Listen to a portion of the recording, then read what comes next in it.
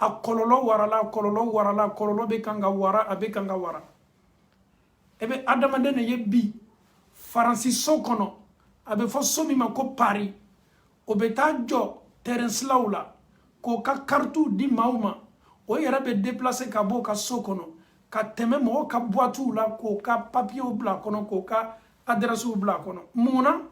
yo lu wele muna yo lu sagara muna olu de ye adamado mako glana e bidu ko ka subhanallah afawu ani ambaw nonu be dunya yoro bebi comme farafina gbele ya be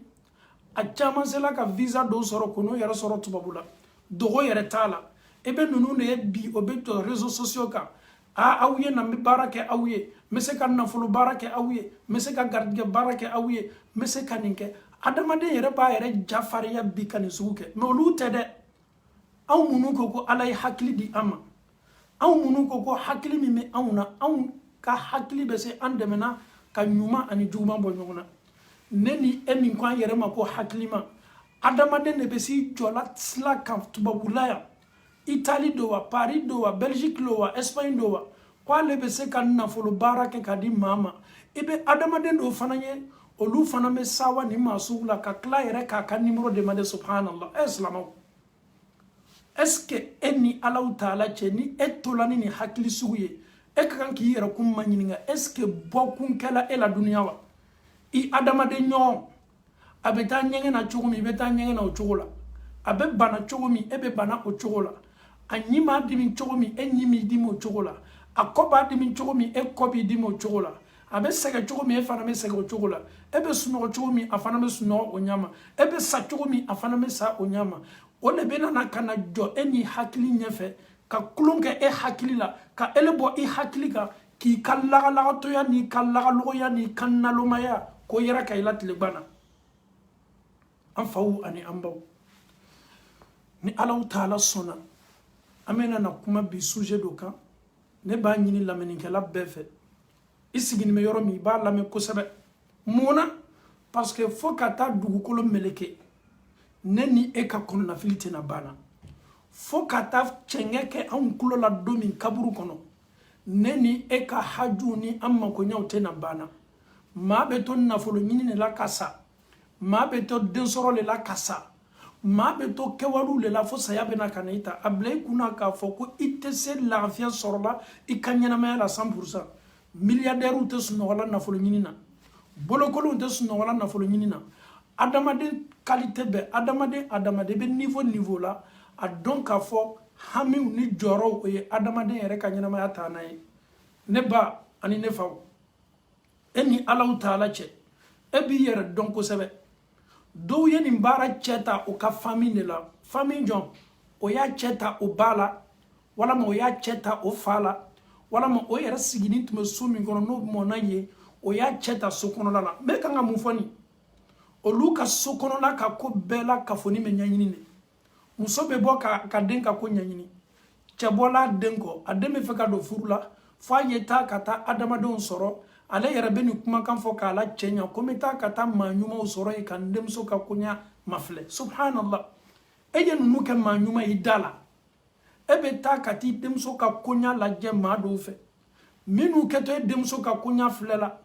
ni eba donc ka fo ko nunu beta kabne la ko me beta chogomi nunu beta nyenge na ko me ebeta nyenge na chogomi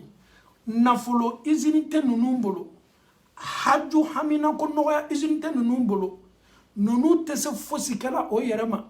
ele be klafana ka boy ka sokono ni ka nafulo e kata o segero ka sokono ko nunu lebe se ki edemso ka konya laje do ya cheta o bawla o lu sela tubabula ya o lu yereta dabla no talona foka se o kama nyuma uma mi o kamuruwe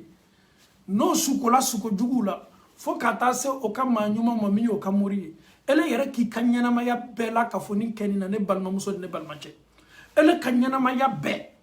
no foka ta se malema ibolo ki dimi ibabla korola isukola ibabla korola ini ma fona nyonko ibabla korola ni ma do temeto e nyado ma ibabla korola e ka koni bela ka foni kakanga bla korola e bolo e yeta ka ta se mauma foke ka konya nyini eni Allah taala che ma jolibe bitu babula ni suna ni yɛrɛ tuma expliquer silamaw ye maa joli bɛ tubabu la i b'a 100 sigiyɔrɔma labɔ ni mori tun tɛ min bolo farafinna a 100 cɛ ma min y'a kɛ ka tɛmɛ ani min yɛrɛ kɛni bɛ k'a kɛ a 100 cɛ ma min m'a yɛrɛ ye nin baara la gurupu 100 ni cɛ ma tuma dɔ maa 5 e na sankura tubabu la i ka koɲɛw tun ka gbɛlɛn kosɛbɛ e ba ko k'a bɛ t'i ka ko ɲɛɲini n denkɛ n sela maa dɔ ma a ko an ye nin saraka bɔ ka nin saraka bɔ e ni Alahu Taala cɛ silamɛya ye nin de fɔ anw ye wa e ni Alahu Taala cɛ kira ye nin de to ne ni e bolo wa e ba ko k'a bɛ e ka ko ɲɛɲini e ba ko k'a bɛ taa n'i ka ko ye maa ɲumanw fɛ ka taa lajɛ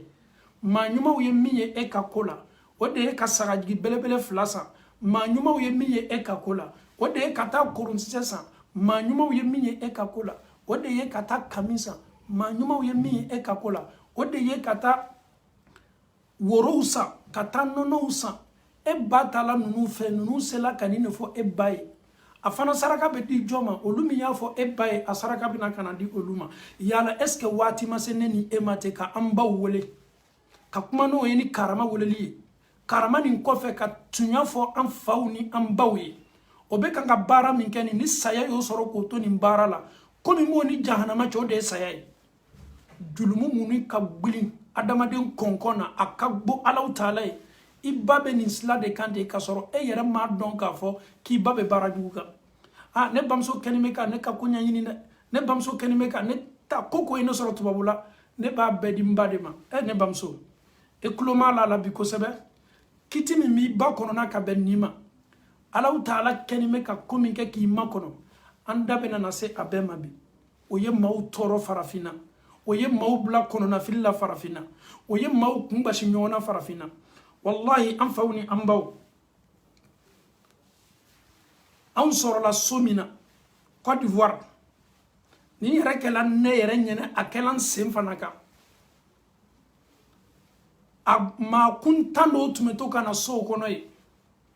o tun bɛ to ka na o ka démonstration kɛ ni su kola o bɛ yɛlɛ fɛn jan dɔ kan anw b'a fɔ a ma Côte d'Ivoire ko jojan i b'a ye o ka jan o bɛ fɛn jan dɔ don mɔgɔw bɛ na sigi k'o filɛ o bɛ dɔn kɛ a bɛ baara kɛ maaw ye sɔgɔma tile fɛ a tun nana le lɔnnaya bolo ma su fɛ a bɛ taa ka taa ka démonstration kɛ maaw bɛ na ka na lamini bɛɛ sigilen bɛ ko jojan a ka jan maa dɔ n'o b'o yɛlɛ yiri le kan ka o yɛrɛ datugu o bɛ dɔn kɛ nin cɛ ye kabakoko dɔ kɛ nin so kɔnɔ wallahi maa minnu tun bɛ n'a fɛ sɔgɔma baarakɛyɔrɔ o ka filɛliw la olu bɛ na ni mun ye a bɛ na ka na a sinamuso walama a kani sinamuso ka dossier bɛɛ di nin cɛ ma donc ni su kola maaw bɛ na fɔ ko ko jojan bɛ na subagaw yɛrɛ jojan bɛ na subagaw labɔ ale bɛ to a ka démonstration ni a ka dɔnw na a bɛ bara ka muso dɔ ta a tɔgɔ ma muso dɔ fana sigilen bɛ ale ka dɔnkɛyɔrɔw la ko muso nin ko subagali mun na parce que muso sinamuso nana ka na muso ka dossier bɛɛ d'a ma muso tɔgɔ b'a kɔnɔ a bɛ muso ka ko bɛɛ kalama denmisɛn min bɛ muso bolo a b'a kalama donc c'est tellement facile n'a nana i jɔ nin fogo ni nin kɛnɛ la a ye muso nin ta a tɔgɔ ma subhanallah n bɛ kan ka min fɔ nin kɛla ne yɛrɛ lɔnbaga kunna dɔ bamuso la ka nin nkalon sugu la a la mais jɔn y'a kɛ maa minnu bɛ taa bon na ka taa u ka baara k'a tigilamɔgɔ fɛ olu le bɛ taa ka taa dossier bɛɛ dayɛlɛ a ye ale fana n'a b'a ka kulo n'a ka dɔn n'a ka démonstration kɛ a bɛ sin ka maaw ta o tɔgɔ ma nin cogo la f'a bɛ kɛ mɔgɔ ɲɛnɛ kabakoko ye ko nin yɛrɛ tɛ so kɔnɔ yan nin kɛla dile k'o lɔn ka sɔrɔ détail kelen kelenna bɛɛ la ka fɔ nin dil'a ma an faw ni an baw n'i ye adamaden lajɛ nin baara la musow ka jugu nin baara la bi kosɛbɛ ka tɛmɛ cɛw kan yalaw ni Alahu Taala cɛ kabini e sunguruninama i bɛ nin baara la i donna furu la i bɛ nin baara la nin baara yɛrɛ ka e bɔ mun na waati dɔ la i ye sigi k'i yɛrɛ compte bɔ k'i yɛrɛ jatemina ele ka moriso la taa ni a y'i bɔ mun na a ye mun d'i ma a ye mun las'i ma e yɛrɛ n'i ye hakilima ye ele ka wari min don morila taa la est ce que a tɛ se ka lutɛrɛn san wa e ye nafolo min don morila taa la est ce que a tɛ se ka armoire ni lafɛn na don i ba ka bon na wa e ye wari min don moriso la taa la est-ce que atese ka e ka hiji nafolo bawa mais wallahi inyina ni me ko doko nonu ka system no ka plan kura mi mo bolo na ala sona mena do detail bela obi bara jogo mi yere ya nafolo no fe na be ka sababu yetese tigelo la nya sima sanga ni wati be ebe na kana olu segere ika ko fitini ni ka ko belebele la ni ala taala sona amena do o fana detail la o ka bara kecho oni o ya shamailu ani o ka jina shetana munu no kenime ka bara amena se o be ma kelengele me jana nye do bunda kono ame fele ka am fawu ani am bawu ka o hakili la kunu ka ben koduma itlo malo ala ko sebe ni ye kuma kanye min bola ala taala yoro ko ka lasima tumado inyina na ala taala ko tumado ma ala taala no ala taala ko ima qur'ana kono ala men ko sebe da jana ita nanga wala gada bismillahir rahmanir rahim قل لا يعلم من في السماوات والأرض الغيب إلا الله أفوي أفو فرنسيكاوي أفو بلجوي أفو إسبانيولوي ما منو بأمريكي ما منو بفرافينا الله تعالى كوكو كافو أوي كوكا دامنا سانغولو ميني على يا فنزي أنكونا سانغولو فولو فلانا سابانا فوكا تاسي ورم فلانا ما دوكولو فنامو بوندا كونو فنفن نابنا لابوري دوكولو كوكا أداما دينكا سينين كولا fenfe na keto ala taala ko dan fente dugukolo koka dan fente san kono mi me se kumana ko dogoni kan illa allah fu ala taala kelembe donc ala eski kuma kan netuya yiwa ame adama den do yebi obe to réseaux sociaux kan ko gardige na folo bo lubolo olu be se ka adama den kan sinin ko foye olu be se ka adama den mako gla olu be se ka adama den bo ka kono na filila ala yala e ala taala tade tuya yiwa wala may ka jon hakili cieni minu kenime ka adama do nege ko namara ko kan nafolo boku ala taala ko ni yere jonye aka cidem belebele muhammadu min kafsani dan fembe ala taala e chemi ladiya katuma ka dan fembe ka ala taala ko qul muhammad afoye la amliku li nafsi naf'an wala darra ne muhammadu nte senyere kun nafala nte se nafa foi na lasla nyerema wala matoroya ay nte se illa ma sha Allah foni ala yere sona ka minkeni donc muhammadu yere tese fosi kela ka yere nafa toroya sama ka yere bali toroya ma foni ala taala diena ka le sutara ka minke ale note ale yere tese ala kara kuma kaneti ala taala ka foye ni ala kuma kay ka be muhammadu ma etese nafala sela iyera kuma herati le bolo ka di juguma fanati le bolo foni ala taala diena ka mindima walaw kuntu a'lamu al-ghaiba nina muhammadu tume gundolo nin tume sekerelo komin keto nina tumolo lastakthartu min al-khairi wa ma massani as-su' kone tume here bara wala chaya toroya fo itntene soro le prophète si lui Muhammad sallallahu alaihi wasallam na tuma don comme nous keto comme nous dogoni me adama den ka konyala na le tumo don ale Muhammadu tume here bara wala la chaya est-ce que moba nata koko dugu yi sorowa ala kera bena udi kele kene kan ka nyinkari ni kera tume ko dogoni don est-ce que kera tume dia anyiye karwa ala kera bena udi kene kan ka asengurbat madimina ka jogi ni kera tume ko dogoni don est-ce que ala kera tume blessé wa kera sallallahu sallam ni kuma kanye kabo ala taala yoro in ana illa nadhirun wa bashirun liqaumin yu'minun ne muhammadu ye munye ne te foye fo babali kala ani la sawali kala mawye mamunu belimane an fawni ambaw ni ala taala kuma kanye ala taala bana akokura sen mambakono ya ayyuhan nasu uzkuru ni'matallahi alaykum هل من خالق غير الله يرزقكم من السماء والأرض لا إله إلا هو فأنا تؤفكون يا لو أدمدون ألو تعالى أوما منا أوتي ألو تعالى كنما كفو أيهر منك أوي ألا كهر كفو أيانك أدمدني ككلاك دايلي مد نغيا أني ككلاك دونك فن نغيا أني كانك أدمدني أمي ستامنا مفنو سماني بينما دي ala ko kwanya ka nema ko fo ko yalo est ce que dama masagrebe mini ala tekelenye yarzuqukum min as-sama masa mi me aw gardiga mini ne ala taala tekelen ka bossana masa ma mese ka aw gardiga mini ne ala taala tekelen ayara masa de ko fo mais ala ma do sigini me dunya bi oluko ko be se ka adama don ken na folo tuguye ko be adama don ke banawye ko be adama don ke rishuye subhanallah ala ma dugukolo dorobe fo de ko ka adam na sangolo la kana se duguma kolo din kaya jome se aw garjige la ka garjige di aw ma mini ne ala taala tekelen ni ala taala kuma kande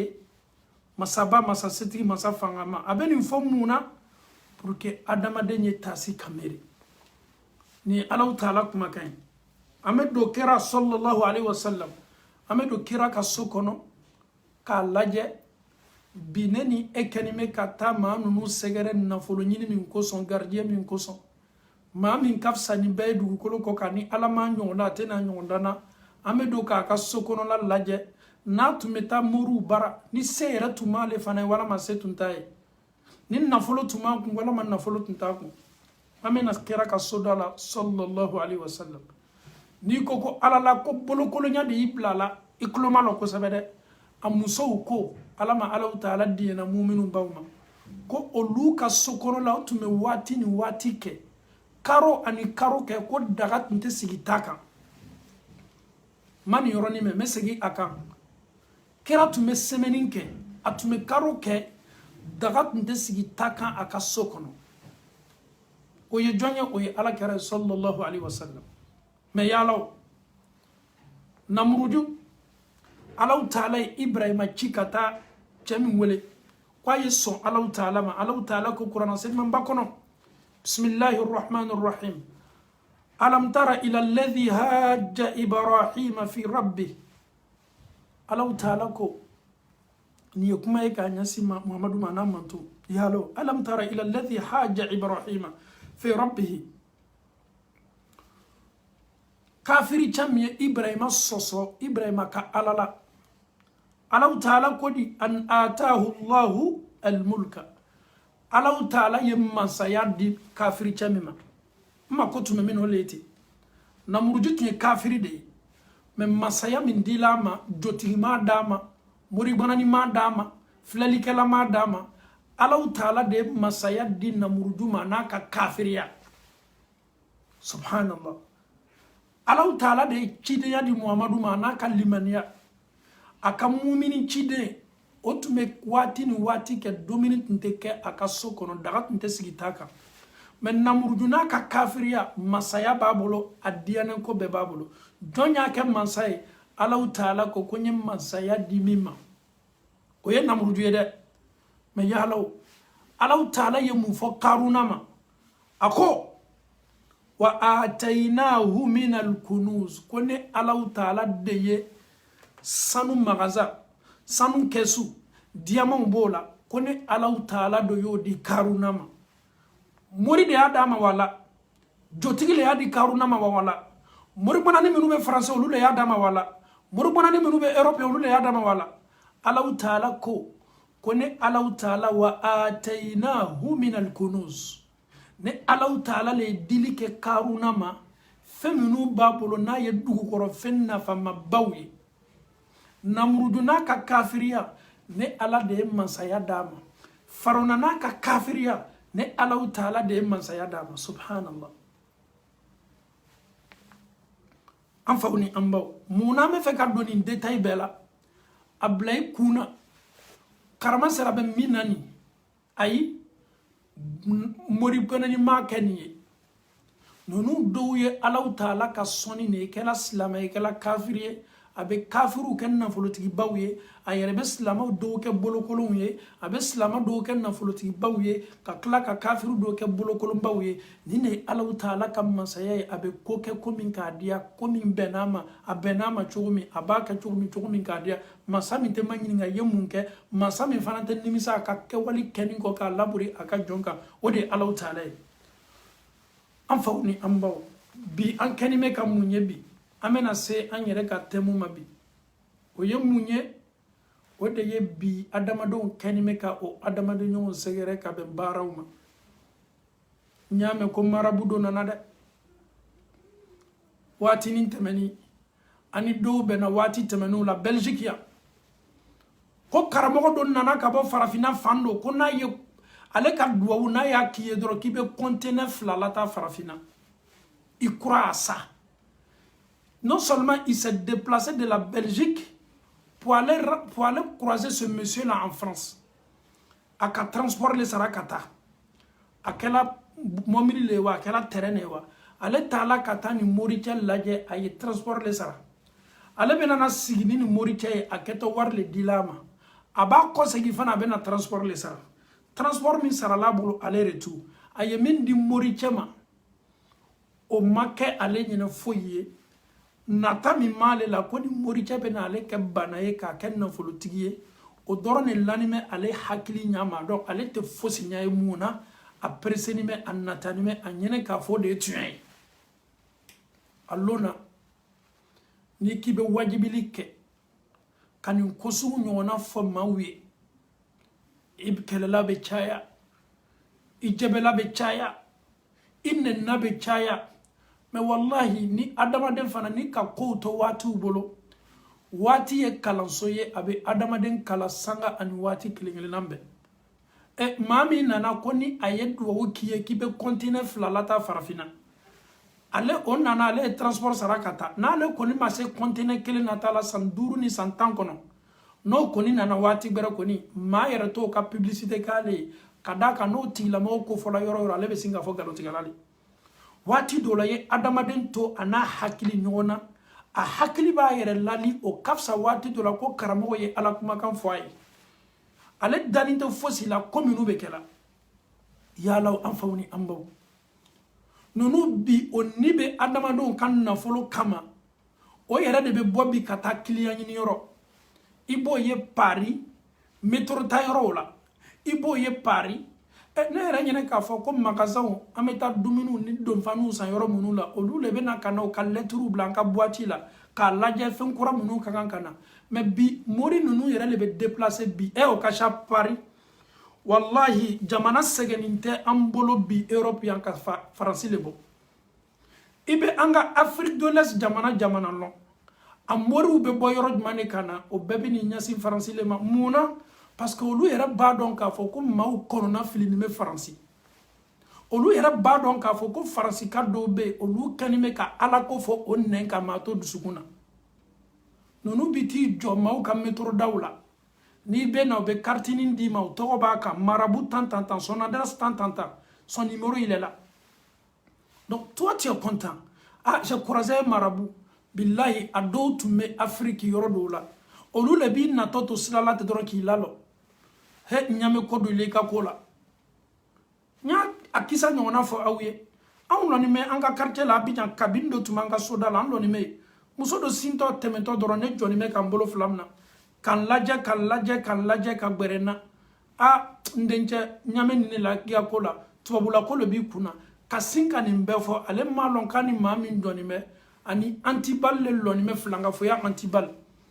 donc ni nin sugu k'o fɔ ale yɛrɛ b'a dɔn 90% des jeunes aujourd'hui en Afrique bɛɛ bɛ fɛ ka na kɔ kan donc c'est tout à fait normal ni ka jeune dɔ ye ka nin kumakan ɲɔgɔnna fɔ a ye jeune nin bɛ sin ka tuɲɛ d'i ma mais nin bɛ kɛ maaw de la maa minnu natani mɛ n'o pereseni mɛ je reviens un peu en Europe pourquoi je mets l'accent sur la France parce qu'ils sont nombreux à Paris. Ils sont beaucoup à Paris. Ils ne travaillent même pas à Paris. Ils sont là seulement qu'à Waribon Maoukoun. Un Parisien, être maître-chien, c'est très difficile. Elle est bossou, alini ka dembaya mako be l'outil la soufele. Mais toi tu travailles la nuit. Elle est gardiennage leke. Ini wuru le be barala. Sinon elle c'est la kala kanya. Alini ka dembaya te se nyoma fala. Ebe do la wati min demso beta école la.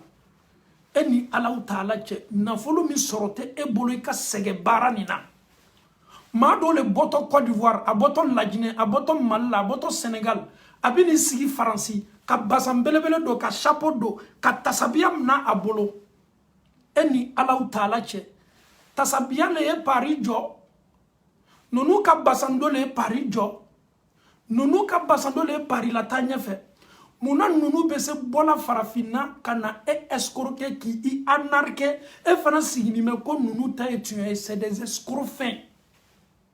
Mais c'est vrai, c'est tout à fait normal. Parce que ni maye ala ko fo anenka. Kuma min foto abolo. He ala. Ala. Shetana ye ni nyona leke anfa adamala. Ala yera ko de ko waqa samahuma. Ko shetana ki kali anfa adamani amba wanyakoro. Ko ale shetana ye lalilikela de atekan ko lasisla jugu kan ko ye yiri dondum. Donc nous fana me dogo mun ko fe obe dogo silamaya de ko fe. Obe dogo silamaya de ko fe. Ibe nunu manyininga o kanyana mayala. Kira bola Maka kana sigi Madina e muriya de kay. Kira bola Madina kana Maka nana kana muriya de kay. Na tu Maka sahaba upla Muazu na nyona kata jamana ni jamana ula kata dina ni lase. Abe mun fo yoko eta muriya de kay. Donc ils vont vous fatiguer. Comme auta kote to alama. Un jeune qui est conscient, je m'adresse à la jeunesse. Les escrocs soi-disant qui quittent en Côte d'Ivoire, ils quittent en Guinée, Mali, Sénégal pour venir à Paris, pour vous anarquer. C'est des escrocs fins. C'est des escrocs de premier degré. C'est des anarqueurs. Ce n'est pas le fait de parler de Dieu. Essaye de comparer leur vie et celle du prophète sallallahu alayhi wa sallam. Yallah. Est-ce que le prophète, il nous a caché ses invocations? L'invocation peut nous protéger. L'invocation peut nous purifier. L'invocation peut nous aider dans la vie. En sortant matin, en rentrant chez toi, en mangeant, en dormant. Le prophète nous a tout donné, il nous a tout détaillé. Mais qu'est-ce que tu cherches encore? Kira nana kanani expliquer anyene ka fo anye foli ko nyumana mais ekoko la la la. Wallahi anyere ba comédien doye manu comédien du kolo koka malo nale be bo Europe euro jumane o fana me bo Europe euro dollar kata yere soro Paris et Parisien vous souffrez mama bena bebeta awle ka territoire kan yalo karamo yere te aw bolo yewa kanunu dénoncer wa obena kana afa utoro kana amba utoro kana anyere toro et après cela obe téléphone ta ko yere filmer o ka war min soro aw kun o ye aw escroc ke ka aw anarke war mina ko anye war basoro ngani na lila subhanallah. Et pourtant tes sœurs et tes frères souffrent en Afrique. Ado be na songo to kun ibalma muso do be olu jangaro to do bana ba to do e yere fa fitin do be olu yere ulceru bola ali xr flato bolo yalaw e be se diena chodi i kamero koronyo an nungoroshi dafani me comme nungoroshi dafani me o yenna kana klonke e hakilila ay démonstration ni anarchie munuke. Tu sais ce qu'ils font maintenant? Moi, avant mon émission, un exemple, je prépare des gens, je prépare des femmes, je prépare des hommes en pleine émission pour qui m'appelle. Ah ok, Imam Diané, vraiment le travail que tu as fait pour moi, vraiment merci beaucoup. Wallahi, ne yere mardoni ko sugu bese ka adamaden ta chogodi. Sadi escoro benimala, anarkeru benimala. E yere fara signime ko lame. Ah vraiment ye bara min kenne bara ni yene nafa kosebe. Ils sont en train de tourner le film. Toi tu es là, tu les regardes et toi aussi ça te prend. Tu as regardé le film indien. Tu as regardé le film chinois. Jackie Chan Wati, en fitinama ibe Jackie Chan fle. Na ou bana film fle là, chez vous les films là c'est réalité. Au fana mena kana karate ou ke ka ke komi. Au fana film acteur ou de nunu ka konya yo togoli. Mama be woleli kelani aklancha beye escoro de ye oni maude penala oni maule dabe flekelema no ye ninke obe fere au maka au boshi kosebe o de kadi au fanay eni alaw taala che adamade yere laje ali don fani mi makana o don fani yere ni ya songo laje ala mateme euro 10 euro kan obe se e kala na folotigi ye chogodi jadi ne ma ken na folotigi ye ka déplacer ka bon sigiyoro ko mena kana na folo basi ke ka di mauma e mun e ba to ne be tubabula ya ha ni adamaden tolona a adamaden nyongo hakilla mam mona ye dugukolo ko ka min kabo katmenin be makuma sulu ye dugukolo ko ka min kabo katmenin be kan les parisiens na be kuna ye kunu na be wuli aw ye wuli ko bebe nyasi aw dema ni politicien nana obena tolonge aw hakilla ni moru nana obena tulonge au hakilila ni mama nana obebi nyasi au dema e donc au nana de aventure le an kana ke mau ka jonye anye tubabu ka jonya la e enfana manyo farafinyo obena kana kulon an hakilila anyan sabari ka kunu ka boni system na nunu kanime ka ala ko min fo onnenka nunu te si kala fenye nunu te se fen la selima e miria bala ka fo ko nunu be se sebe dilima wallahi men kali alala ni mori be se ka sebe dima mori be se ka sebe dima e nga moru nunu be na bi faransi no ma muso furu faransi o te sebe soro si un mori peut te donner papier minu ko yera ma ko ye karamo yo nana wallahi 90% abeka muso le furu faransi a te se sebe dila yera ma lo sebe be boyromi. C'est chez nous en Afrique, il y a la corruption, on peut faire sortir les papiers. Mais ici, Tubabou Makoto là, c'est des escrocs fins. Lui, à qui d'un mousseau de là. Et moi, je me dis d'un mousseau là, qui s'est soro. Au lieu qu'on commence à s'être dit Emma.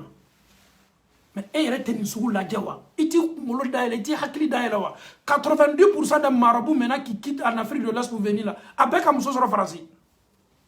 Avec un beka douce au Kalama. Escroc d'eau. Nous be se mundila élément ala taala ko qur'an kono ko ale ala taala le gardien masay ko jome se ke e harjige mina ale ala taala te kele otey. Mais pourquoi tu te laisses madouer par ces gens-là? Pourquoi tu te laisses? Nous be na doron ki wole téléphone la subhanallah, ça te prend. Mais nous be se mamunu la mamunu ka aqida mansini. Mamunu ka tawhidu c'est pas solide. Mamunu ka alako bi me fo onnenka ni me dusuku na kelente. Il faut pas croire ces gens-là. Nous te se fossi là. Nous te se foi là. Wallahi mettons ka akilla di belebele doke. Côte d'Ivoire rébellion wati. Côte d'Ivoire rébellion wati.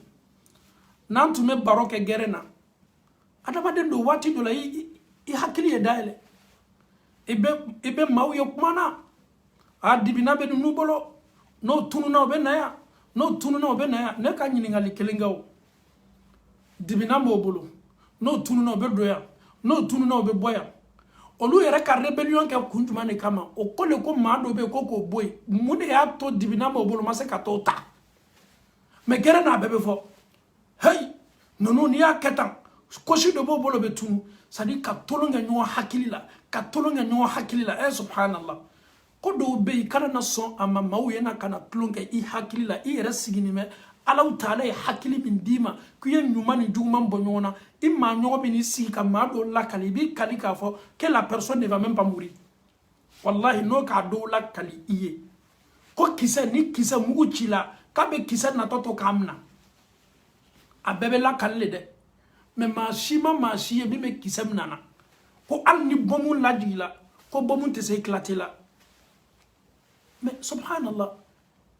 adama de me se sona ko so nunu ma chogodi nunu be kele doron ko ka publicité oke ko ka palmarès oke aw munu ka tawhidu masini o be sinka se awla am fawni ambaw amesiki kana o matuguni kadaka nunu ka dossier bi koni ame fe ka bele bla tabalika ma nunu ni o ma sebe soro folo tubabula mama bena tubabulaya a clancha be badam na sebe tanyalema foni min furu tia wala ma min furu muso ye a furu ka lana officiellement par regroupement familial note mama bena chama meteme kaunela kateme santuru de la ka soro ka sebe soro kono na filibelebele le sebe tanya tubabula de abe adama dem bali ko chama ma mais ni wati nyona le la nunu be klonga i hakilila ni wati nyona le la mando bi wole ah moi je connais un marabout là. Il est tellement puissant. Le fait même de dire à une personne qu'il est puissant. Puissance la même. Ni Adamade, comment lui il est puissant? Il peut faire quoi? Il n'est pas puissant. S'il était puissant, le fait qu'il ait quitté en Afrique pour venir ici, là, tout le monde a fait le fait. Mais il allait chercher le visa comme les autres. Il allait à l'ambassade. Morido il avait dans Gile quand c'est parce que visa ko là. Morido be na jile kan sise o yedo tubabula parce que badon ko gawa ou de beya o badon ko mado be tubabula mais o lube ko mo be farafinale o badon ka fa mado beya o luka ko fo itelala ala kun abebeda ko bra le kun. Donc nous nana ils sont nombreux partout. Ils sont partout. Faites attention. C'est des anarcheurs. faites attention. C'est des escrocs. Au cas où de quoi fait. Ah, quand je finis de prêcher, tu m'appelles hein, en privé. Subhanallah. Appeler en privé, c'est pourquoi? C'est pour répondre. Question de voilà ma carte, place là, voilà là là. Bara le fait qu'à dit maouma. Au cas bara de yoéli. Bara de maneketo. Bara ni rebe ke chogodi. Ebe na kana I haju foy. Ah karamo ne ka sebe ko balayan mede bi manna tubabula.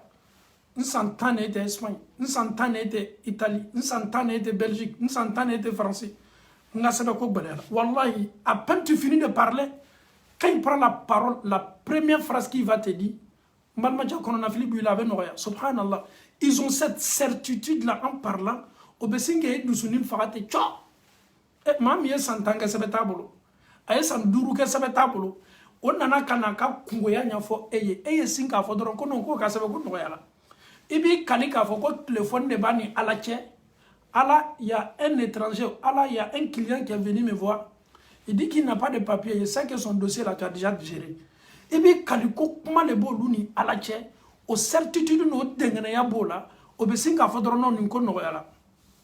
Mais à partir du moment que tu dis à la personne que non non ninko noyala. Mais la personne est déjà tombée dans ton jouet. La personne est déjà tombée dans son jouet. Bi comme une kadjou farafin maniko bey comme une farafin te dans sur ko kelen pemina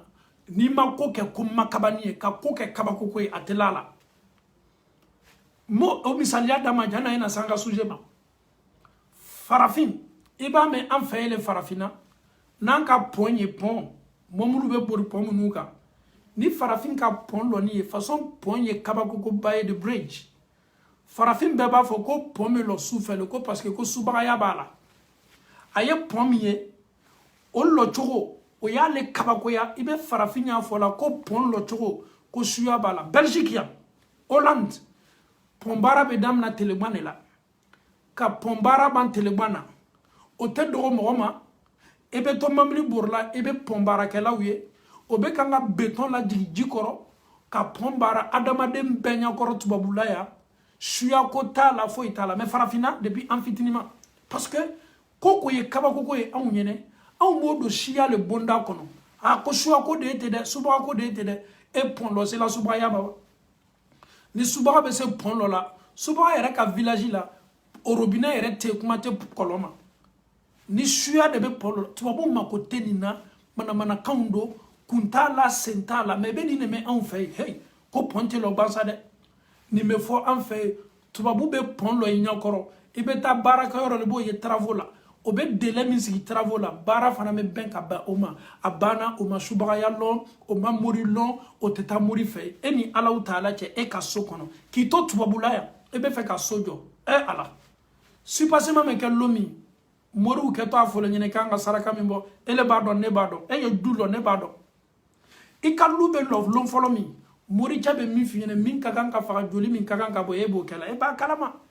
itu yi ka construction damna supasema min kaganka do la hawla wala quwwata ele ka so sebedew ne keto ko ka blay ko ka béton couler aka pour que I ka so yese jolaka ma min ka so ka to tubabulaya so min jola bolo farafina ni ma ke so mina ka dogo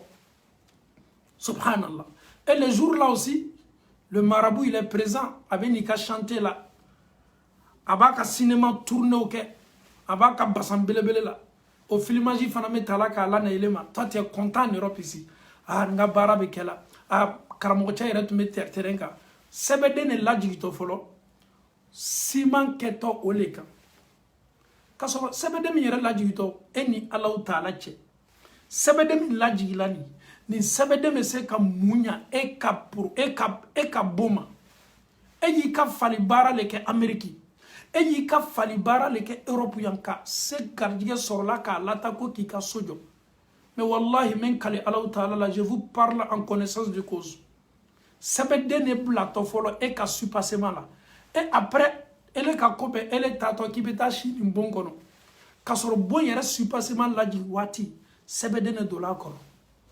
eni Allah taala che eni farba me banyona eni Allah taala che ni edo la soso kono so min supasement damna na ni flanga foye kene ya be se dila e ma chogodi eni ala taala che ebe se ka lafiya soro so kono chogodi ko shetana be bori so do nye so mini bakara be kala na kono kera ko tadi sala mais bakara yera be se kala na ni so kono chogodi ka soro flanga fo ya fo me applier be kor muna parce que ma nunu ye ennege o sela ela e yera ka bara fartubabula na kumbelebele yika sojomi faut kata se sojoma. Vous savez que ce que je dis c'est vrai. Ils vous ont tellement anarqué, ils vous ont tellement menti. Quand joli yera le faname bona. Ah, mami ye sojobi na ma joli bon ka dogoda. Mais est-ce que mori quand il est bla joli bona wa? Je vais construire. Moi-même je décide de immoler un bœuf ou bien un mouton, c'est une bonne chose. Ça vient de moi-même. Pour remercier Dieu. Alami ni here kenye. Mais nana sojo. Ilo nye saga wala ma mishi kanatige. Ka di dese pa to ma ye duwa wu kenye nga bongo ye sabati. Eni ala utala cha ma ba fi ma ko e jugumanye. Mais e bardo. Ma mi ya foko e yake. Aya finyene ka beni saraka gbaraw de. E ma mi sela ka million tansoro. Ka se ka terrain sa. Supasé ma na dam na supasé ma me ke wari mina okacha eni ala taala cha na fola ko ye mishika ka saraka e wala ma o ye saraka saraka o be se desalo la chukudi. Ils vous ont fatigué, ils vous ont anarqué ayera beta à ce niveau de là o yera be bara yera le ke ka chi au makana tu babula e ala o be bara le ke kanadi au matu babula bara min dilima wallahi ame maudon o ka patron togo le be lata o ka muri chama subhanallah patron togo ye lata o ka muri chama pour que o yese ko ka patron siri e yera ku yera ma ko slama ele ka to mo min togo la tala i ka muri chama ko ka siri slamate est-ce que ba donc a foko kiyamalo ye atoro do min ki ka shetana barala ele ka sun i ka seli i ka hiji i ka jaka e yere sege bara munula ki ka sujanse luke ki fani bala ta hiji la e ka baraji le blatoni mami ma suduru be ala utala e kele aya shiban le sodomna aya shiban glomina kiyamando e ya toko tamin ke doron ka du ka shetana barala ko kan ka patron bara kiyamando e ka baraji bebe dinima e takela mone fuye e takela sege fude ki ka patron bara surtout ni mamunu be justice la do yangole wati do la kwa kakanga ta interview la kwa ye karamogo do wele ka be ama ko karamogo ko ka e fereke ka avocat to la nama i avocat me mena aide défend karamogo ye makobo to la ka be muma mune ka to adamade yere shetana mo ka diye shetana baraka diye. L'avocat qui doit te défendre, le nom de l'avocat là, ton marabout il a besoin de ça pour faire quoi? Et si l'avocat savait que tu utilisais son nom là par rapport à Shetana Baro, est-ce que tu penses qu'il va te défendre? Quelqu'un qui veut te faire du bien, il veut te défendre. Et au fananto koko lataï ka morima. Qu'on a fini mambo ala yoro le kacha. Mude ba tolane ni aw yere anjigila duguma ka jigi duguma an yere tesela tuguni ka nyuma ni duguma ono mini kali ka mini kali manka an yere tesela bola nyona ko salama wallahi ni yiban alala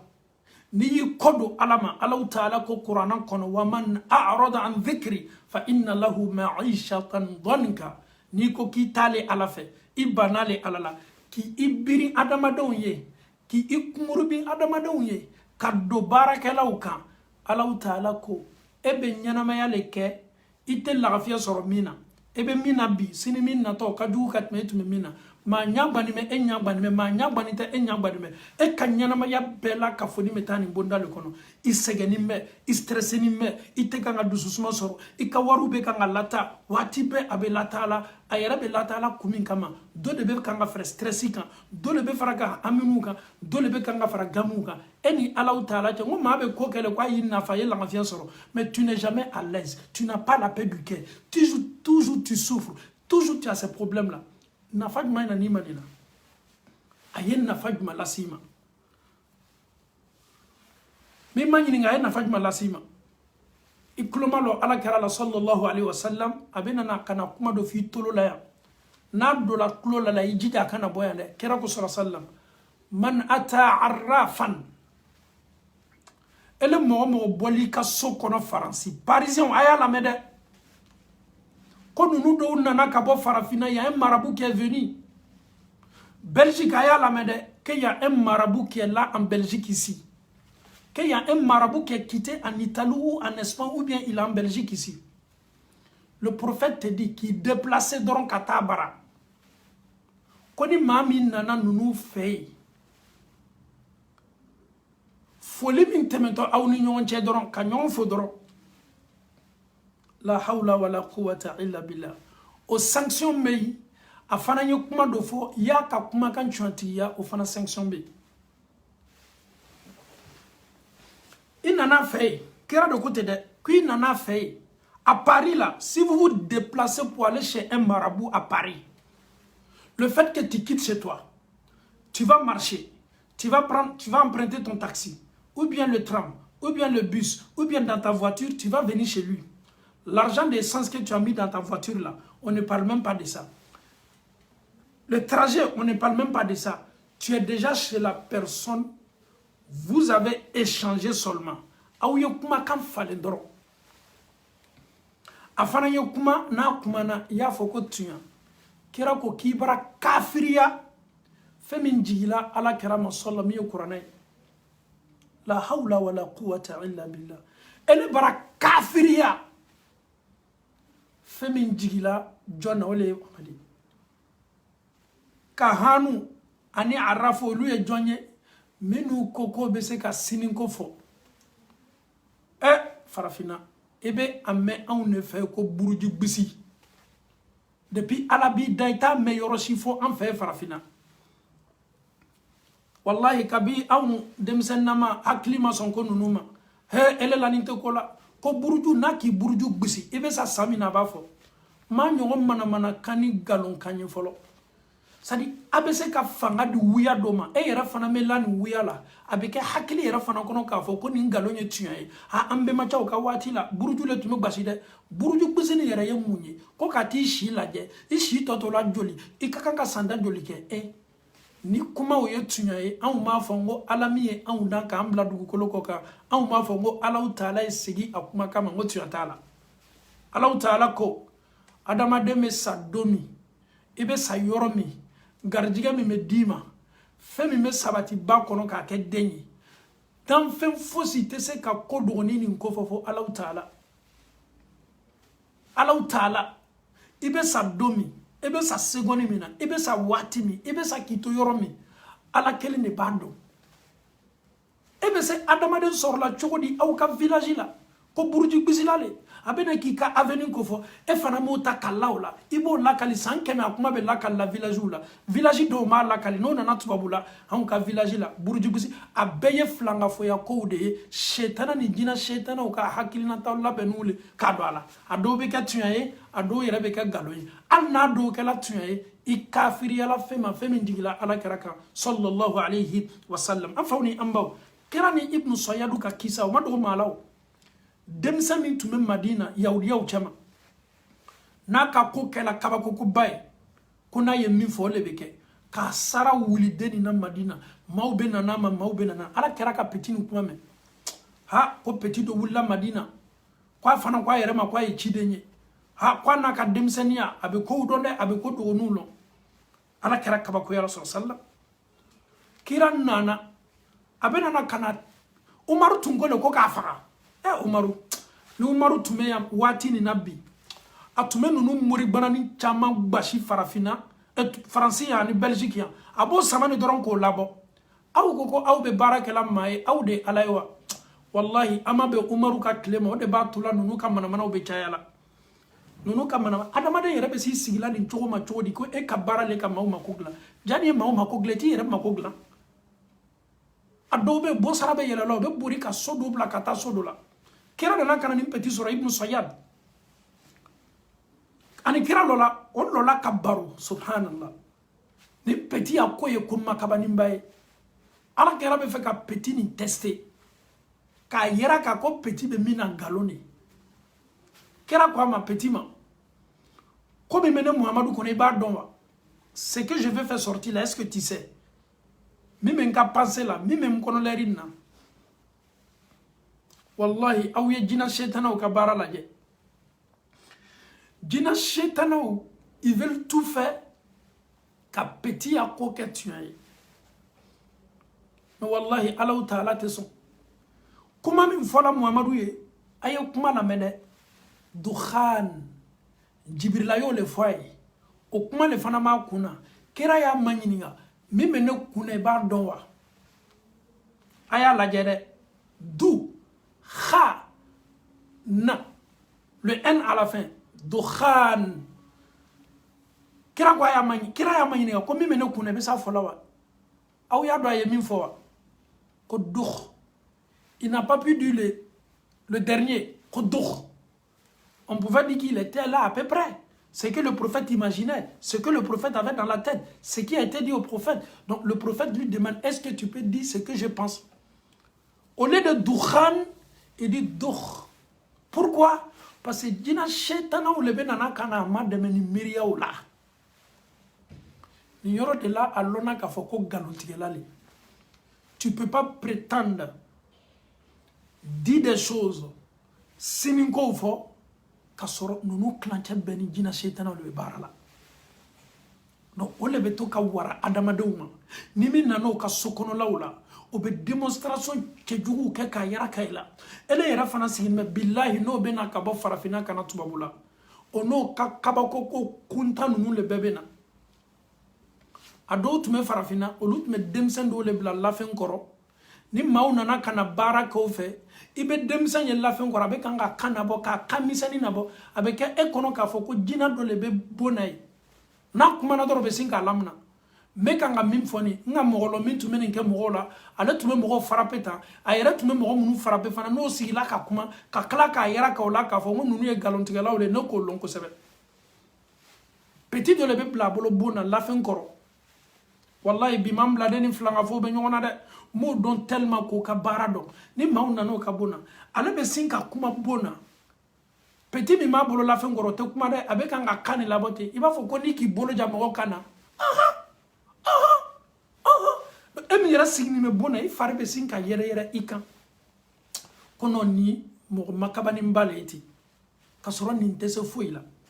awiya haketwa fendo obey na be ka saga bakoroni avec no be tamana nte fe ka tofo ni saga e saga che saga jigi ni saga jigi be tamana fem flame me lama ko fe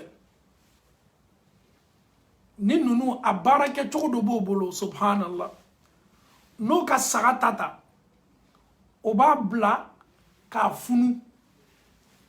bana do be am fe abe dunya robe ni an kwa mango ko tole ni abe na ka dama dem na tama be ka balema kursi jala bana do kwa kursi jala be sinka funu nunu be minke ni nano fe barakola o be sinka bana ni mblela abana ono ka kobe o kateri bale ka ni bana mblela sadi bana mi me blali la shetana barali saga tawba bolo me fe ka min fo nye fe ambaw ya donne parce que to yere fo ka balema nga don faw ni mbaw be na mena saga tani ma bolo parce que ni ka saga kanatiga akun ana sen ana kofero saga chemao fen flaw donc o bo le funu ni nano fe o bada wa kamale aba fo ka be se ki ka bana furake kasoro adele ni bana blayla de a shetana barasu do be se ka blayla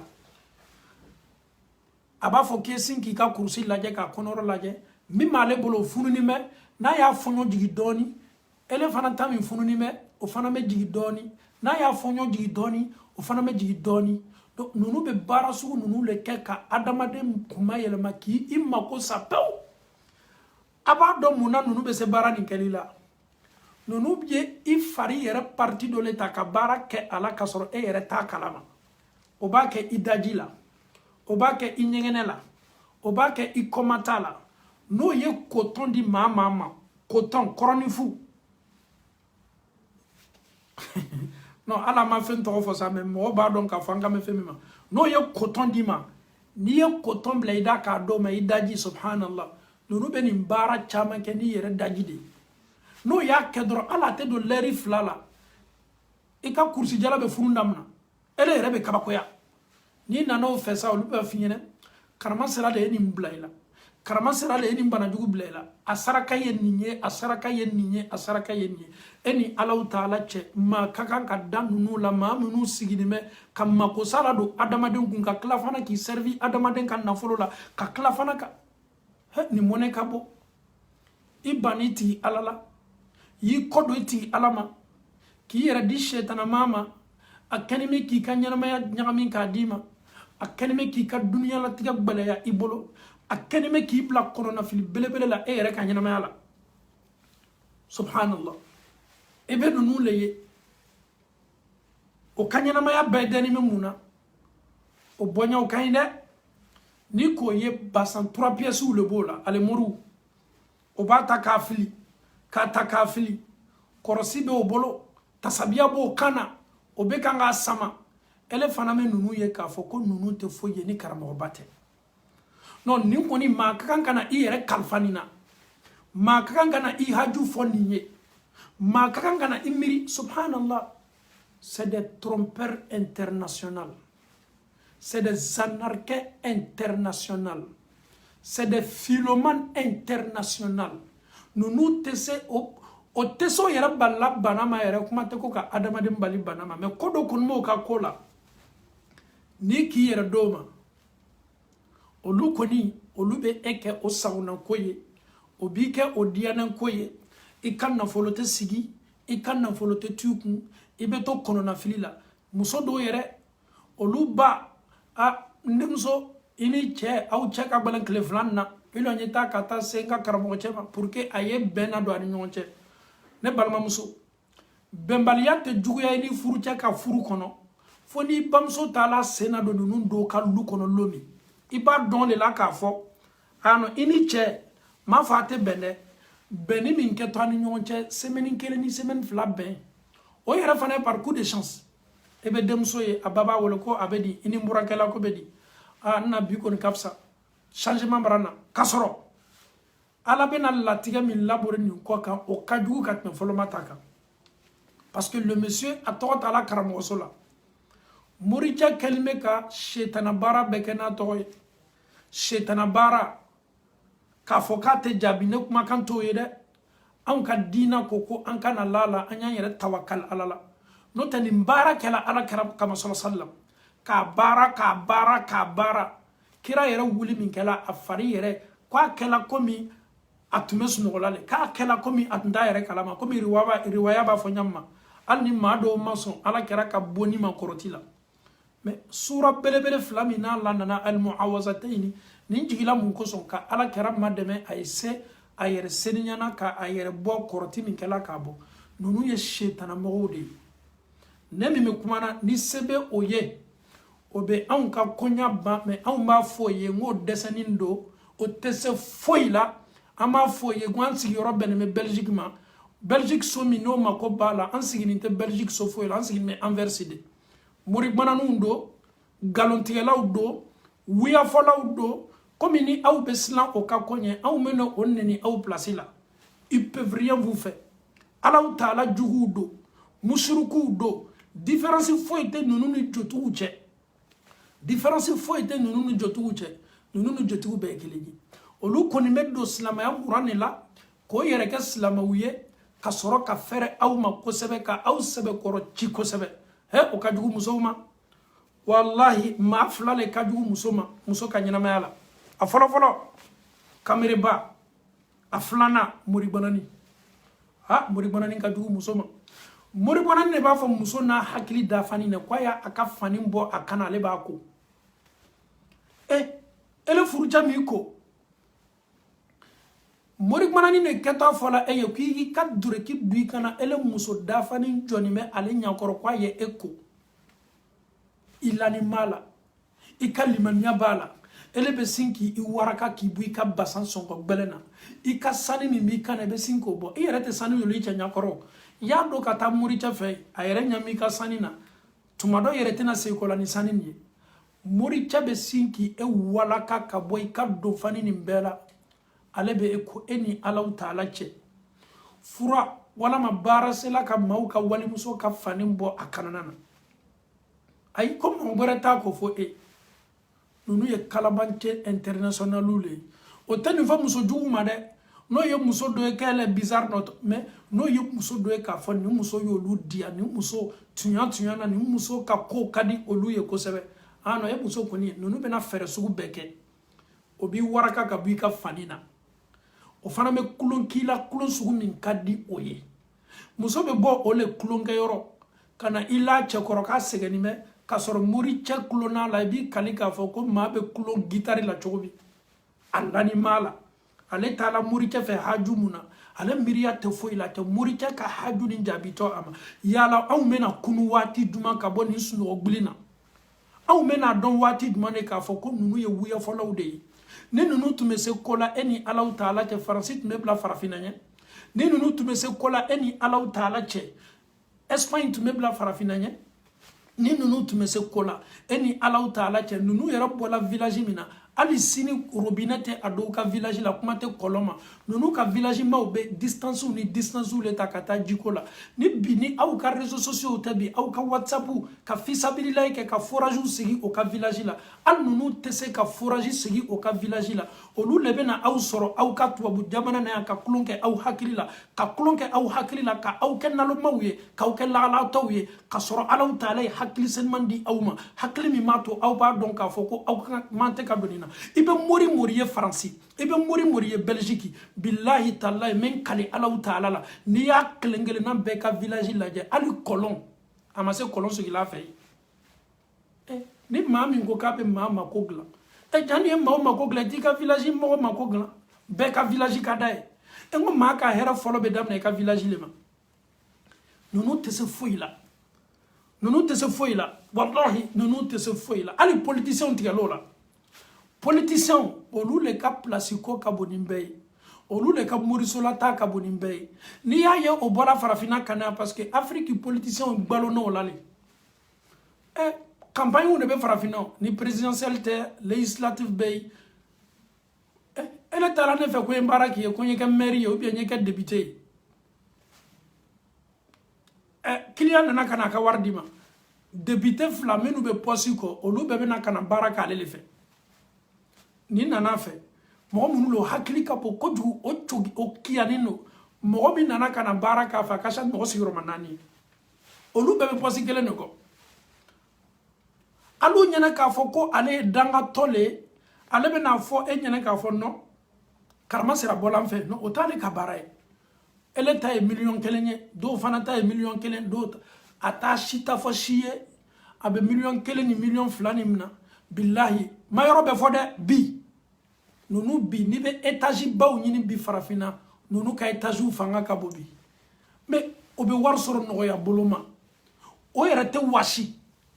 o kɔ t'o dimi o bolo t'o dimi o b'a dɔn k'a fɔ gawadenw bɛna na ka na wari d'o ma o b'a dɔn k'a fɔ maaw bɛ yen o bɛna maa minnu susu kosɛbɛ o tɛ sɛgɛ tɔɔrɔya t'o la venez seulement avec ça on va manger donc e bɛ bon belebele minnu labɔ bi farafinna duplex do wa étage do wa bi a bɛɛ y'olu le ta ye subhanallah tile kelen kɔnɔ o bɛ maa min basi a ka ca tile kelen kɔnɔ k'a sɔrɔ e bɛ tubabula e san 20 ta hali lutɛrɛn t'i bolo e bɛ nana min fɛ k'a ye baara k'i ye e m'a dɔn k'a fɔ e bɛ wari min tala k'a d'a ma ale b'o le tala k'a ladon a ka gravier n'a ka béton n'a ka nɛgɛsɔngɔ la farafinna il se nourrit de vous ni adamaden bɛ se ka nafolo di maaw ma mun na i t'a di i yɛrɛ ma mun na i bɛ sigi ka client ma kɔnɔ o yɛrɛ ka kan ka adamaden bila kiya ni hakili sɔrɔ la un marabout ne peut jamais te rendre riche un marabout ne peut jamais te rendre riche si un marabout qui vous dit qu'il peut vous donner k'a bɛ wari di aw ma a fɔ marabout ye k'a ye ala de sɔsɔ kuranna kɔnɔ ko alaw taala ko jɔn bɛ se ka aw garijɛ san na ni dugu ma masa jɔn bɛ se o kɛra n'ale alaw taala tɛ e bɛ anw ka ala le kɛ masa dɛsɛni ye ka fanga di ka adamadenni ma an baw ani an faw e min bɛ n'i ka cɛko gbɛlɛyani mɛn n'a fɔra k'i ye sarakaw bɔ k'i ye kolonkisɛ bɔ k'i ye dɔku san i ye taa kamin vɛri san i ye taa siyɛ marɔn san i bɛ siyɛ minnu sanna ni moriw kumakan na i ka cɛko du baleyate do ala la foni do lanna ay ni kamimbo le bena chedi ema ni kolon 600 ne bena chedi ema ni saka 600 ne bena chedi ema yeto ni bonda ko ne bena chesoro ete dan koroma de ibe koro ishibona ibe koro ikunzi kelengele na bela kafoni abebe gbe wati mina cho iketo lo na ole la kafoko ja Allah taala lebe adama de madebe yeto nunu ko yeto ko ye jurudi yere kana ka domo ya sama ebe kunu wati idem flan ni mamare flan furula ko ka jidu ke ko ka den soro ebe kan ka koro ibi shibona ali basa te bu ko kuma te ko adama de ma ali illa basi to le mori nunu ku parce que ko borata law chetena buliko chetena sona ila ale min ko ka to saraka ni baraw kaliye kibe tesoro sika ko ndala parce que ko kelen kon male ma o ka ko la saison be so la ko sebe na ti la carte tu doron o lube sinko ka client ta doron ka sigi ku o be ka bara le boy mori 90% muso munu boku les marabouts 90% quand tu regardes leurs femmes muso munu tonana kana bara le ka fait sika eretala tu viens doron moi mon mari me fatigue mais le monsieur même il te voit net les seins qu'il est amoureux de toi. Si toi ton mari fait mal là, lui maintenant il va te détourner parce que elle est musulmane, elle est bita qui quitte. Au coup se be patron muso wiye. Ebe muso dakabana wiye. Ebe muso wiye nunu do ibi yere manyininga. Nunu sela ka muso ni soro chogodi. O sela soro la chogo mina. O ye muso nunu détourner no ka shetana fora o de no ka bara fora o de ka muso nunu soro. Amena do yere ka bara bunda kono o be bara ke matériel munu ye mo be ta matériel mun do mala me pour que fana ya lon ka fa ja komi me tolonga kote muso nunu ka bara siruku be kadena be amadam na kadena ma folo kadena ye munye o de goro ni ya daso atidaele no ya fiye ko bena kadena baraka dima kadena beta siyoroma saba kadena dobe obo ke ko ki chemna kadima tanga ni kadena ni madaele kadena ni fana be goro ni takata la filijila al ni manoko ka domwa bamale ka domwa bamate na sela daele la kono wala ma o yere bi lasna ko ni jaga do ya la kunu ni mo ye jagamna jaga dum wati ni mo ka goro niye o be na isai ka goro dale ame mi nyini fe jita to yeta kata sudo kata kadena ni ndo yorola adama de haklite se sela yoromi o kadena ye munye ko ki che baraka bla kadena kono goro kono ka datu I kanunte bui che du sukuna foka se sayama ate musogbere ye ate nyaba musogbere fe ate musogbere wole ani musogbere take elele koni toto a musoya la foka se sayama cela ni be shetana nyini dugukolo koka ni temena morula ite shetana fo soro dugukolo koka oyo ka kadena bara flana o lamen ko sabede o de ye ka iche ka anis na muso ka o fara nyona ka goyenye lado c'est-à-dire ka o ke comme ça ani dugu no yo fana bara tanke ni kadena madaele chati sina muso kanu sina muso te diaye foka se sayama ni muso yere gbere la chela avec comme ni iye bomu adama de mami na ya yere maraka bola ka gbere koro kasa be ka ti la chomi muso be lobo a chela ni chola oyo ka bara do kadena bara sigoro masabana ha ode ko mandia saramaya ni dola yoro mogo bi kofo ni dola yoro bebe ede mafle ni dola yoro inyoma dakabaninte ni dola yoro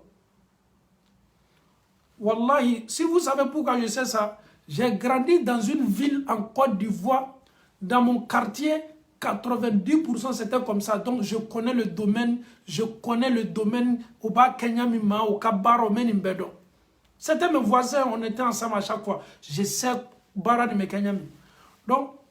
koka saramaya lana afolo ye munye ye diay cheye aflana ka dusukum bonyombolo asabana ne ye dia mo ye nyeke saramay obono le bara ha billahi kadena ni me bara ni femiye est ce que aba don kadena be bara ni munewa la hawla wala quwwata illa billah alamea outlo tuma fendo men nuka kola mena fo awyebi mori yere nunu ka bara be base minka sumin dola na ma dokun flaba folo mamin sala quartier kono ni su dola surtout akana ke chokoroba sen mando ede sube do billahi tallahi nunu be takabur soli la men kale Allah taala la subhanallah mo an fe boake kaburu sola wati beba me boake ko maumna na ko beta kata suda jita wallahi billahi tallahi obeta kata tuo le do ifani basala otoroya bika ma do be kaburu sola kata ko dugu la nyini fani bala ko odaji woro min botowe wala ma ni sube kanga toli gimi me bo ala wala ma tumumu ne be bo ala ito taka do bara foila ika shetana bara la nibe desala olube munke komo teso ko bolo la ji kaburu kono isarrange be ba donc a focus la masube la le ka nyasin koroma mo be seli kata famille fe la masube la ka nyasin odema nonu be munke sumin do la kurai al nama wati janke obena ni tuyo ye tuyo suguma tuyo minabe ke nyingen tuyo ye robinet tuyo ni bomelo be tiyo munuta ka do miru fe o nyona su tiyo lebe ko bolo o be sinka laji chengela ka laji chengela fo olu yere ba don ka fo ko anana se yorola tunya parce que biriku ni yiru lebe la shuka o ba wobi fo tiyo beta se suma no lu yere ya ye ka fo tunya na tiyo se la suma kasa ube yele damna subhanallah no anta fem folo munu yeleto wala mani tiyo yere sela suma tiyo dagoro ani fem boto obo le meleke katana yi bara obetake kabe olema subhanallah si vous connaissez réellement cela ni awbe nunu don ali ki bolo la jigino ye tasakelita ke kanyana mayala o koso ikana adama denye kaka basando aka chapeau bado alo no shite kelenye ole tato ole shito o kan nege wala do bobolo nege wala o to la bawati bede o bo kan nege wala ni meta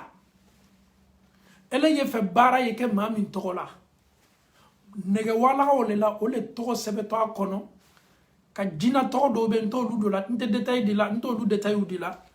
parce que ba donc a fone ken me ka min fo o lu pardon ne be domaine mi nani nte kanga kumfe kuma fo ba donc ko sebe me domaine mi fo ka domaine ne ma donc ko sebe nege wala ye munye fe me sebe minka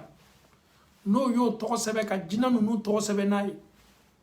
o be le wala ni ne bla tasma ka subhanallah kabla tasma kan fon nege wala ye wule o le tato wala yiri lama ne be bla jila ka ko la olu kan nege wala kalama ne be ta kabla jila sebeli binu baka pour que a kalama ye do jila fo shishi be bo jila wati mina cho o le fana me tatuguni ka nyagami tokelena malmamso yoro do be ambalaka o awye haketo me fe ka ndala burakan doni amuru do be olute baraka fo yele blala muso be koto minta ka ere protéger naye muso be koto minta koto juma na ba kala dala ka elle est indisposée. Une femme qui est indisposée au cas koto mi meta ka ere protéger o makobo fanana o le fanan tato ko labasa nege wala ni nege wala mi wule na tala ka do jila ni to sebela kan ani jina to ani musoka la da koto mi meta ka protéger le tato ka blala o le jiboto sise ala mais jini tato mi est-ce que Allah bon tole wallahi Allah bon tote am fawni ambaw nene tato ka ta ka sumana la hawla wala quwwata illa billah nine tato ka take afurute ka minjila subhanallah nine tato ka ke afurute ka jila le monsieur qui sort ka tadda il menyi ngala do ka demayaka musoni shetana mo benala ata kalama mami amabo baradu munu kela ka modeti afana mena ka bara yoro musobe gbalela aka femfen ka gbala ala kele ne bado abe fayele kwa ya doni toni ala kadaka femini afanga kabu su daji wala ma su toli ji o nyagamini mala muso kalada o nyagamini mala to o nyagamini mala dina shetano to nyagamini mala ole tato kananaye chabe bo bara yoro la segenimba muso yera ko nona chayere ta kalama aba ba sebe koroke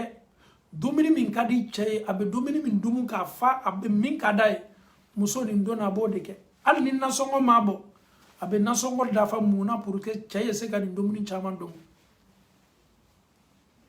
ya wole kadai nin sigini mabolo nene kadai no chefana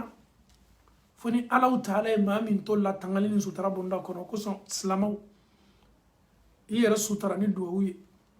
e ka so kono lala ini muso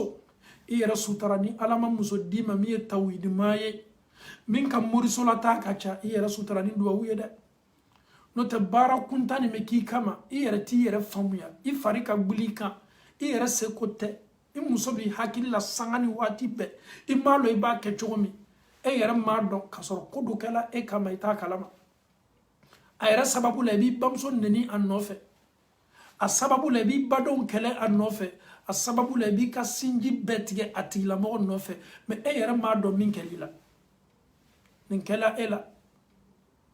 o ya tabaray bara gbarabe mino fanante gelenye o ye munye o de ye kanna moru fe ko ye muso do baraka dima wala ma ko ye chedo baraka dima subhanallah o be kani tulu ay o bara fanan cheka duguni bara be j'ai vu un homme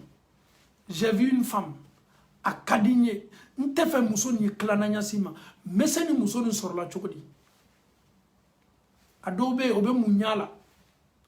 obe bla kalele la kabla nyakoro ibe mami nkodoro ni na ye nyoye na ye kale ni nyakoro doro subhanallah c'est parti adobe bolo la folie comme ame corona wati la bete folie kala bolo la aba mu abolo la na yi doro abi fona ni ya fo engo am fitini man ina tume fo mori petini minutu me ni sunguru ni minu be quartier la awye haketo comme folo muso tume sunguru do tume to tamana doro be tasi yoro do la doro kanyengana take ko kata basa kuntike kabla muso nya olu ya mana kawne olu ya tologa ko de ko ni basa kerembe kuntike kabla sunguru do nyene jila doro kwa kalite nono be tologa kumole a shetana bara ube minu ni shite kelenye ni ne ye bi on kanyana maya ye on ni mamunu be nyana maya kelno deeti ni ala ko mo bolo be bo ni wajibili be kala fana ma fo wajibili ke kasor bara munu be ko bolo deeti ko kelmey akana wara adama do foy hakilima o de kolosi aw ba don ka fo ni aw ye kolosi tasabiya e mama bolo aw nyana ka fo ko ni ala taala no oni ala taala be kontakile la ma fa ngo kolosi me de nga kuma toka me kolosi misalia ye bi mami kalanawa mami makalawa be kana nke ngodo yara ba dole ka dirati be kana ka video dirati kana kolosi ba kana yalo est-ce que tu as besoin de montrer kolosi aux gens ka fo ki kalanawa tasabia do ikanao na fajma mala ni yara ni waso teo tasabia be munki kana ka video la mais ni mbela ka fo ni anarki sugu dole ngo de fon kuma kana adamado mako be kabako ko lela ko makabanu le kadi adamado ye donc adamado fanate pour ko fo mina kala ko makabani c'est ce qu'on aime aujourd'hui subhanallah donc en fauni ambaw nunu ka ko min kan ka fɔ aw ye aw y'aw yɛrɛ kɔrɔsi aw y'aw yɛrɛ kɔrɔsi aw y'a dɔn aw ka diina la ni aw kɔnɔna fili la hami min aw kan gami min aw kan aw ye kira lajɛ sallallahu alaihi wasallam a n'a ka sahabaw hamina ko tun b'o kan dɔw yɛrɛ tun bɛ o jɔrɔnin tun bɛ o haminin tun bɛ julu tun b'o la o tun bɛ sigi misiri kɔnɔ ka dogo bɛɛ ma Abu Umama mathalan kara nana sigi nin sɔrɔ misiri la mun y'a to i sigi bɛ misiri la nin waati ɲɔgɔn na humumun ala kɛra hamiw le bɛ n kan n jɔrɔnin bɛ julu le bɛ n na hali n tɛ se la ka bɔ kɛnɛ ma kira ko le ko na mɛ baara k'i ye la subhanallah kira mun fɔ a ye mun fɔ a ye duwawu i tawakal ala la ye duwawu kɛ maaw tun bɛ na ala kɛra sɔrɔ n'o ka kɔnɔnafilibaw ye ala kɛra kɔnɔnafili dɔ bɛ ne kan ni maa min tile kelen y'a f'i ye ko ala kɛra tun bɛ baara kɛ a ka sahabaw ye wallahi n'a y'a fɔ a nɛ min na a nɛ nin bɛ tigɛ dugukolo kɔ ka jana se kiyama don kira tun bɛ a ka sahabaw a tun b'o bilasira ni duwawu le ye a kɛ tan a fɔ tan a kɛ tan o caman sahaba min yɛrɛ tun bɛ baara k'a fɛ a y'a dɔw ma ɲininka n ye mun d'i ma n ye mun k'i ye ala kɛra n ye fɛ an ye kɛ arijinɛ kɔnɔ fankelen fɛ n'i ye fɛ i ni ne ye kɛ arijinɛ kɔnɔ fankelen fɛ i ka kan k'a kɛ tan i ka kan k'a kɛ tan duwawu a banna kira nan'i ma n ye fɛ i ye duwawu kɛ n ye ni n fana ye duwawu kɛ maaw ye a bɛ jaabi Saad bin Abi Waqasi ala kɛra ko a ma a kɛ tan a kɛ tan a kɛ tan i ka dumuni seniya fɛn fɛn n'a jigi t'i kɔnɔ i y'a bɛɛ seniya kira ye mun di a ka sahabaw ma kɔnɔnafili min tun b'olu kan ɲɔgɔnna de tun bɛ ne ni e kan ni ele ta ye sɛbɛko ye ni ele ta ye denko ye ni ele ta ye furucɛko ye ni ele ta ye bana ye ala kɛra tun bɛ bilasirani kɛ ni duwawu de ye a ma sɛbɛden sɛbɛ k'a di maa ma ayi o tun t'a ka programme na a tun ka se ni o ma ala taala ko a ye ko Muhamadu n'i ye filan ka fɔ ne ala ma n'i ye fɛn dɔ diina la ne ala ma min d'i ma ne ala taala min Muhamadu ka baara bɛɛ labɛn ala kɛra ma tolon filan ka foya la a ma surunya a la kuma tɛ ko ka gbɛrɛ a la o kosɔn a ko ele min nana ka na maa fɛ maa min ko k'a bɛ sini ko fɔ billahi e b'a dɔn e min sigilen bɛ Espagne e min bɛ Italie e min bɛ Faransi e min bɛ Hollande e min bɛ Belgique yan Europe fan bɛɛ fɛ Danemark le wa Suisse le wa Suisse le wa e ni Alahu Taala cɛ est-ce que bɛrɛlala dɔ tɛ aw ka quartier la wa cɛ dɔ bɛ a bɛ se bɛrɛla la dɛ cɛ dɔ bɛ n'a ye bɛrɛ subhanallah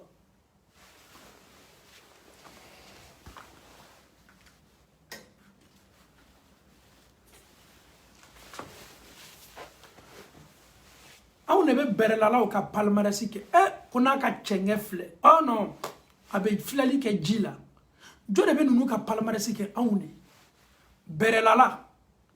cɛngɛ filɛli kɛla cɛngɛ la ka turabu ci cɛngɛ la marasi filɛla parce que o bɛɛ fana bɛ yen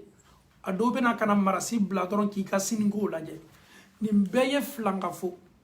ni maa min sala k'a to kolonfili la a sala k'a to filankafoya le la n'i k'i yɛrɛ bali k'i seli a su kan i ka baara ɲumanba kɛ ka d'a kan i k'i yɛrɛ bali ka seli filankafo su le kan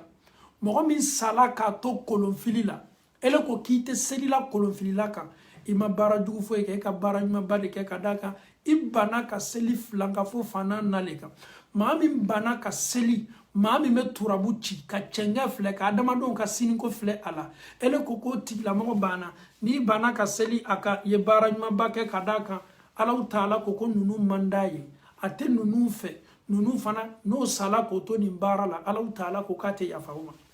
mais jɔn de bɛ cɛngɛlalaw publicité kɛla jɔn de bɛ kolonfililaw publicité kɛla ka filɛli kɛ ji la jɔn de bɛ ninnu publicité kɛla ne ni aw ninnu bɛ se mun filɛla ji la ninnu bɛ se ne ni e ka siniko jumɛn fɔla an ye ninnu tɛ se o yɛrɛ balila saya ma o tɛ se o yɛrɛ balila kundimi ma corona ka caman minɛ o bɛɛ lamɛn dɔgɔtɔrɔso la maa min ma se a yɛrɛ balila corona ma o bɛna se ka ne ni e bali cogo di ko ma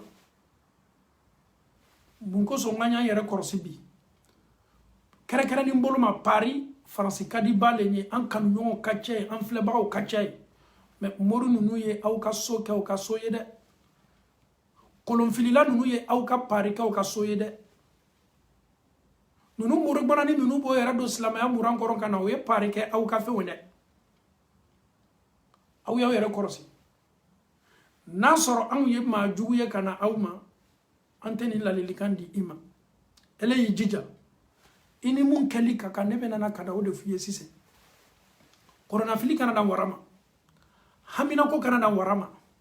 hamini gami mimi kan ni be ma min doni lani ma kalibanyala karama sera te duwa ukenye karama sera nga interview wati sela karama sera nga ngata sebe kola karama sera magban duwa ula afos lama we duwa ukenye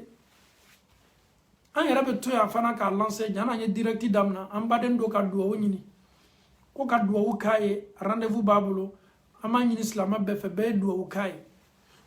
an bɛ Alahu Taala dali a hamina ko n'a gamina ko k'a bɛɛ nɔgɔya a bɛ taa Ala kiti min na k'a nɔgɔya a bolo ko n'a bɛ kɛ gbɛlɛya yɔrɔ an bɛ Alahu Taala dali k'a ta nɔgɔya k'a d'a ma silamaw ka kan ka ɲɔgɔn dɛmɛ ka ɲɔgɔn magɛn ko min o de ye duwawu ye mais ni silamaw k'o yɛrɛ kɛ ka maaw sɛgɛrɛ maa minnu y'o yɛrɛ bila Ala place la dugukolo kɔ kan i y'i yɛrɛ tɔrɔ an ka kan k'an yɛrɛ kɔrɔsi an ka kan k'an janto an yɛrɛ la adamaden tɛ se ka maa kɛla nafolotigi ye adamaden tɛ se garijɛgɛdila maa ma duwawu ye kɛ an bolo an ye gbɛrɛ Alahu Taala la kira sɔla salam a ka so kɔnɔla la a tun ka di Ala ye ni bɛɛ ye waati jan tun bɛ kɛ ni maa tun ka kan ka kɛ nafolotigi ye kira nafolo tun bɛ bɔn a kɔ Ala yɛrɛ le diɲɛna k'a t'a kɛ nafolotigi ye a y'a jidi ni fisamantiya ye a y'a jidi ni hɛrɛ ye mais nafolo o tun t'a kun mun na Ala yɛrɛ le kitila o la Farawuna n'a ka kafiriya se tun bɛ Farawuna ye Namuruji n'a ka kafiriya se tun bɛ Namuruji ye Karuna n'a ka kafiriya se tun bɛ Karuna ye nin de ye Alahu Taala ka danni ye a bɛ ko kɛ ko min k'a diya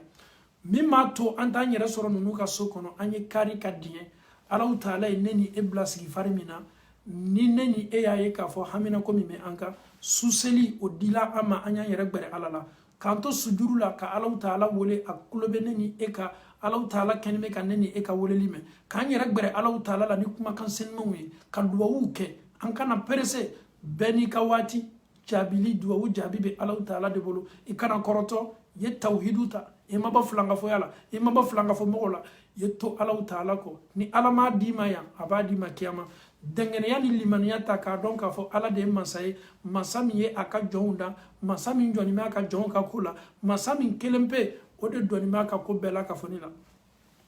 an bɛ Alahu Taala dali limaniya ko ɲuman k'a di an bɛɛ ma Ala mɔkɛ la trɔmpɛri minnu bɛ nana an ka jamanaw la sisan o bɔra farafinna komi wari tɛ yen sisan